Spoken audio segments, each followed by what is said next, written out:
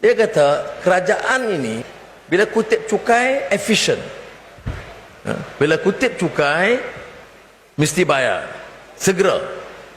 Jadi, dan saya syukur kerana lembaga hasil dalam negeri jauh prestasinya jauh lebih baik, custom juga lain lebih baik, sampai hasil kita baik. Tetapi kata mereka, bila ada kelebihan bayaran, nak bayar balik itu begitu lambat. Ini menimbulkan kemarahan mereka. Kami adalah peniaga yang bertanggungjawab, bayar ikut jadual. Tapi bila hak kami nak dipulangkan, bertahun-tahun kena tunggu.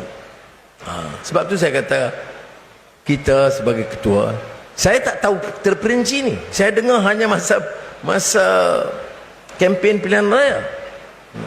Di Tawau, di Sandakan, ada yang rakan-rakan peniaga-peniaga Cina sebut, oh, kita sudah bayar lebih, belum bayar lagi. Saya pun pelik, apa yang tak bayar lagi? Tunggulah sekejap.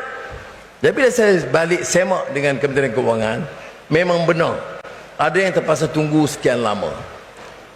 Sekarang ini kerajaan persekutuan peruntukkan 2 bilion ringgit untuk bayar balik cepat. Saya fikir untuk segera 2 bilion tak cukup. Kita kena selesaikan untuk peniaga kecil.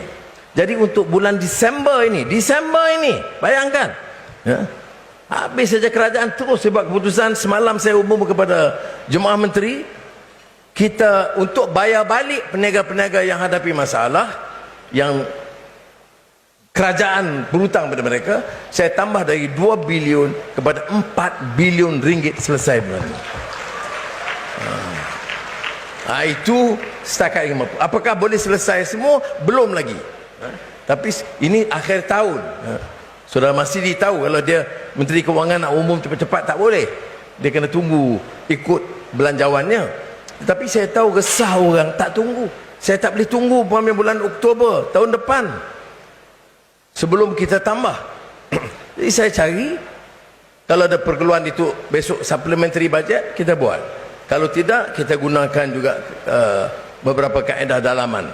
Tapi inilah yang saya katakan, perlunya pemimpin itu bukan saja memimpin dan mengarah, tetapi juga mendengar. Seperti mana saya juga sebut, pemimpin itu taklifun wala tashrif. Apa dia? Maksudnya ialah tanggungjawab, bukan keistimewaan.